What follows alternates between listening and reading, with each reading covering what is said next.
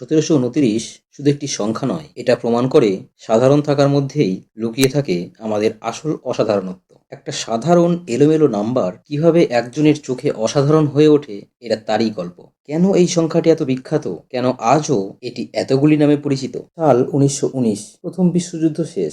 বিশ্ববিখ্যাত Indian young mathematician Srinivas Ramanujan তখন লন্ডনের এক হসপিটালে টিবি রোগে আক্রান্ত হয়ে বিছানায় শুয়ে আছেন। এমন কোনো এক সময় তার মেন্টর ইংল্যান্ডের বিখ্যাত ম্যাথামেটিশিয়ান জিএইচ হার্ডি একটি ট্যাক্সি করে তার সাথে দেখা করতে আসেন, যার নাম্বার প্লেটে লেখা ছিল 1729। যে ম্যাথামেটিশিয়ান এই নাম্বারটির মধ্যে কোনো ম্যাথামেটিক্যাল কম্বিনেশন বা স্পেশাল মিনিং খুঁজে না পেয়ে তিনি রামানুজনকে বলেন এটা একটি র্যান্ডাম বোরিং নাম্বার। রামানুজন সঙ্গে সঙ্গে উত্তর দিলেন, মোটেও নয়, এটা খুবই ইন্টারেস্টিং একটা নাম্বার। এটা সব থেকে ছোট সংখ্যা যেটাকে দুটি সংখ্যার ঘনফলের যোগ হিসেবে দুইভাবে লেখা যায়, 1 কিউব প্লাস 12 কিউব এবং 9 কিউব প্লাস 10 কিউব। অসুস্থতার মধ্যে শুয়ে শুয়ে কাগজ পেন ছাড়াই এমন গভীর বিশ্লেষণ দেখে হার্ডি অবাক।